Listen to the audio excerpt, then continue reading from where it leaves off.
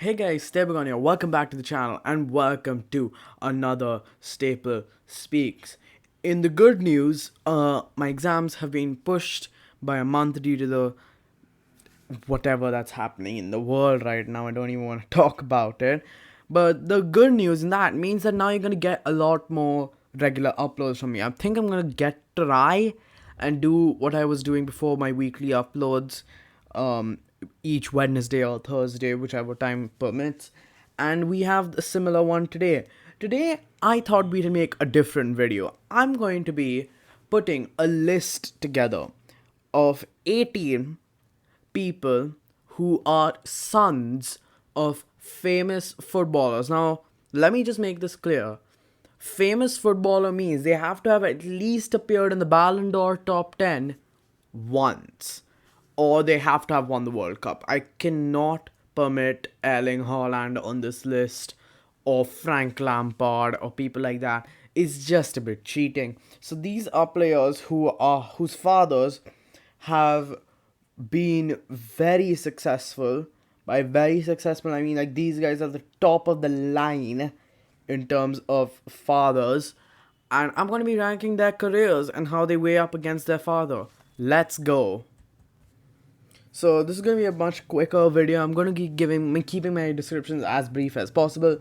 So we're starting with number 18, George Weah Jr. George Weah is often regarded as the best African footballer of all time, and I can't disagree.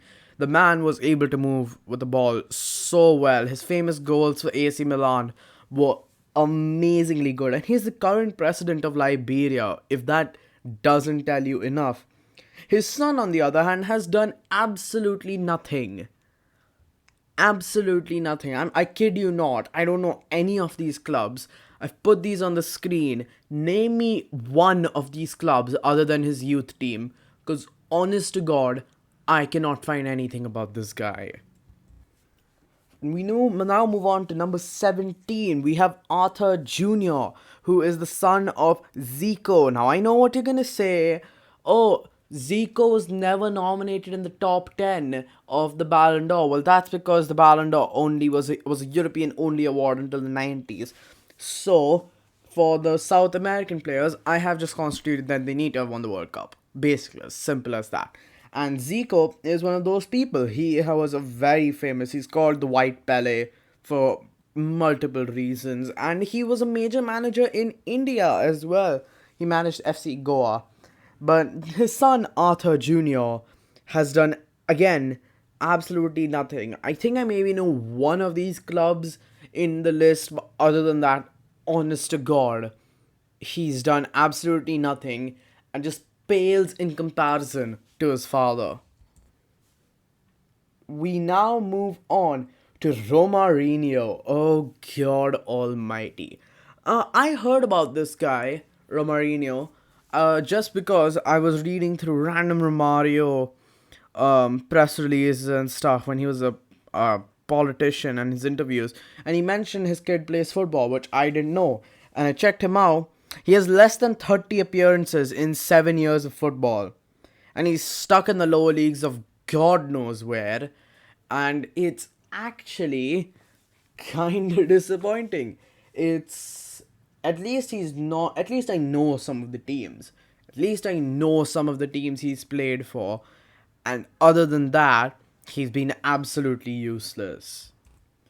We now have Edinho. If anyone can guess who his father is, you're a genius. But if you didn't know, then he's the son of one of the greatest players of all time in Pele, who I did the last video on. But he's actually had a pretty decent career. He's the current youth coach at Santos, under 23s. He's doing well for himself. Only reason is here is because he got arrested for drug trafficking. Yeah, middle of his career, he got arrested for drug trafficking, and now he's back at the Santos youth coach team. Whoever decided to make the appointment really, really needs to sit themselves down and think deeply about themselves as character. Number 14, we have Ronald Kerman Jr. Now, I had to obviously try and put an age cap on this, and I think I settled to around about 25 because that's when your players start declining and getting into their prime. And if you're not gotten there by then, you're not gonna get it most likely. There are some exceptions, but I don't think Ronald Kerman Jr. is one. He is a backup keeper in the Netherlands second division in the Eerste. And again, he's just going nowhere, but at least he's played some games. He's getting some more games under his belt. And maybe he's going to be one of those late boom players. We never know. But honestly, not a touch on one of the greatest centre backs of all time in the form of his father, Ronald Kerman. Next up, number 13, we have Devon Cole. Again, going nowhere. He's currently in Scotland. He's the son of Andy Cole, by the way, the brilliant Trinidad and Tobago striker. Yeah, he has absolutely no hype. Again, going nowhere. But he's in Scotland right now. And he is starting to find some sort of form there. So again, could he be a late bloomer? No one really knows at this point. Next up, oh my god, we have an illegitimate child right here. Diego Maradona's son, Diego Sinagra. Maradona didn't know that he had a son, but Diego Sinagra is his son. Serie D player, was a pretty big journeyman over there. But he's mainly a beach football player, and you can't really evaluate those players with the players on the football pitch. So I've just put him almost near the end because of the Serie D, but I've moved him closer towards the middle because he is a beach football player. And I think that's the only thing I can say about this man. Next up, we are talking about Paul Dalglish. Very famous, infamous player actually, because he came with a much hype from Scotland.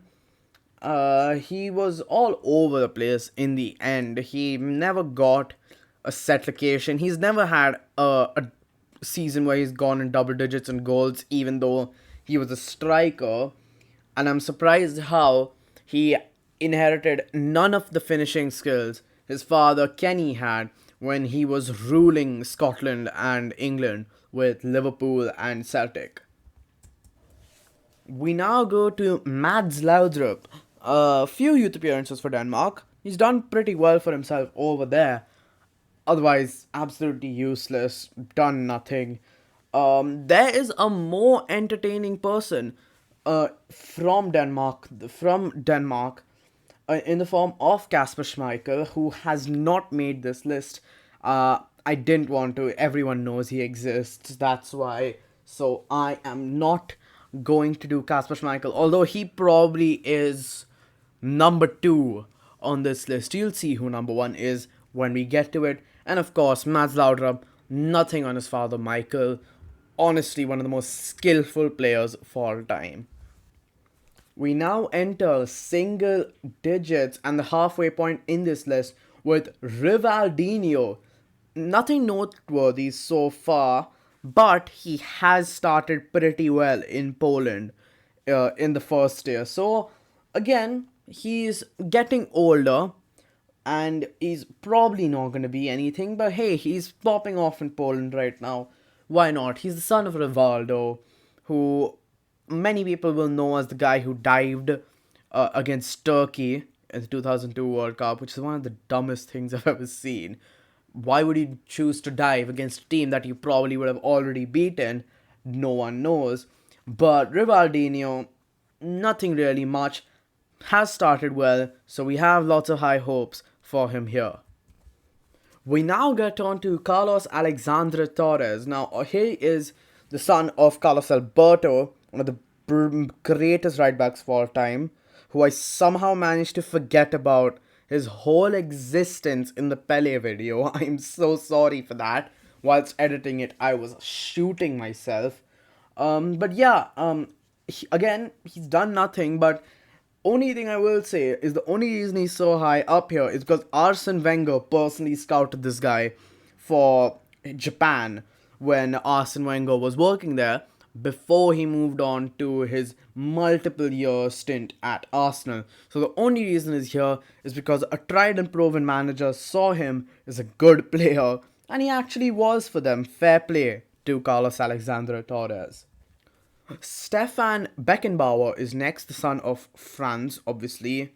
I want to make a video on Franz a little later on, but it's definitely shortlisted, but we'll do that a little later. So, in the interest, I'm just going to talk about Stefan over here.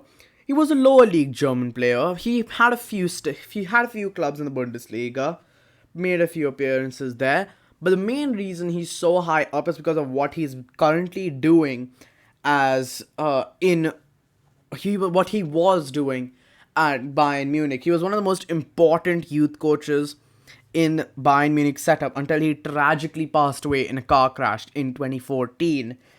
And he was very important for them as an asset for developing young players and promoting them to the main team. So Stefan Beckenbauer, respectable career as a coach.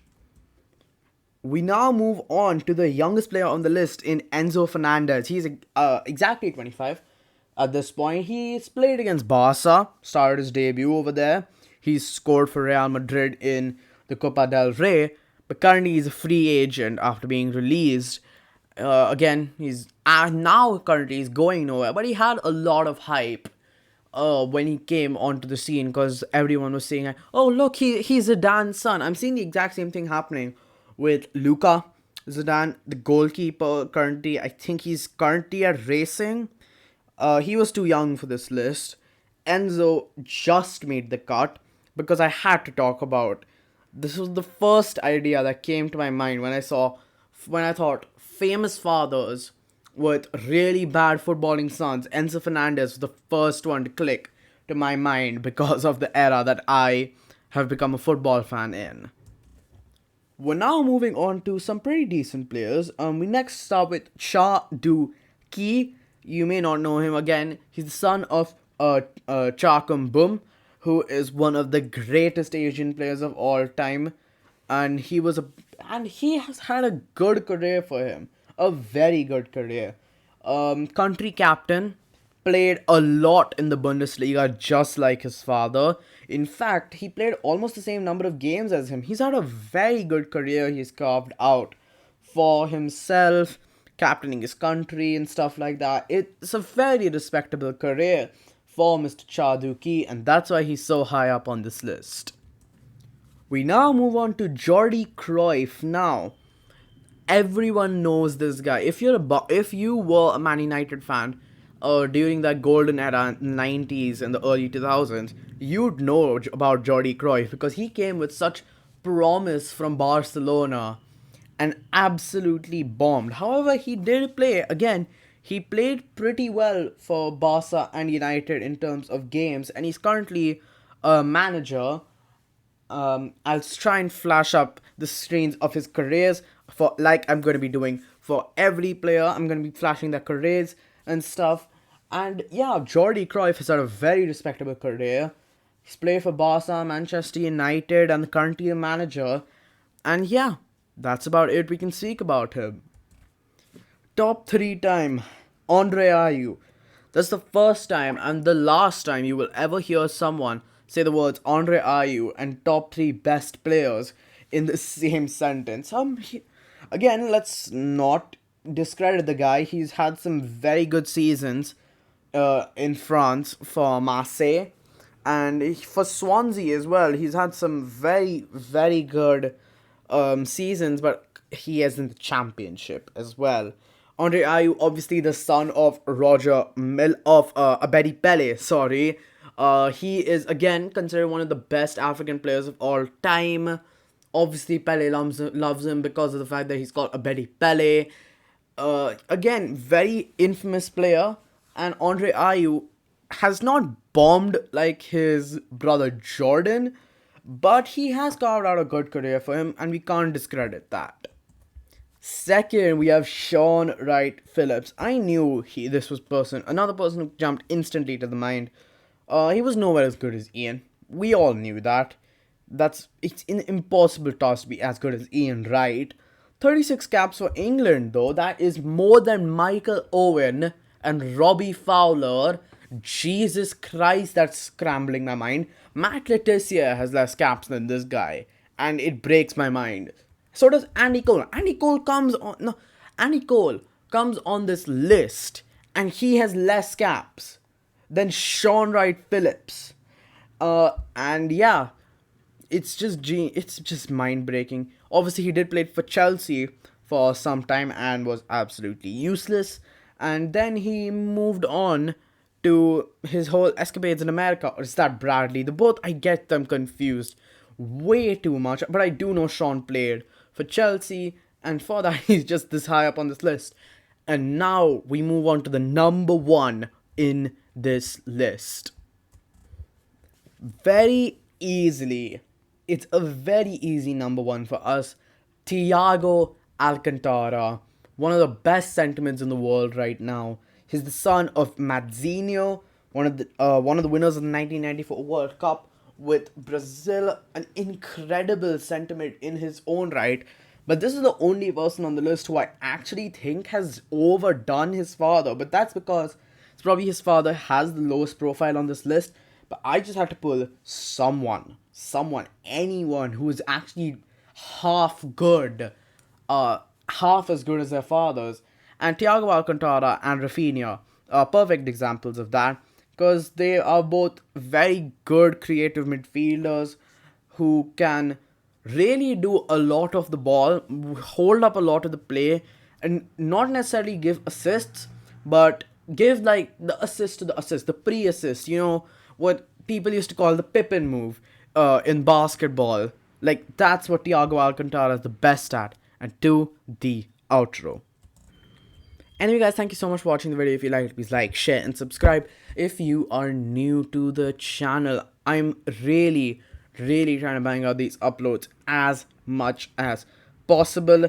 And I have so many video ideas I want to share with you guys, so you're just gonna have to stay in tune for that. But anyway, until the next episode of Staple Speaks, peace.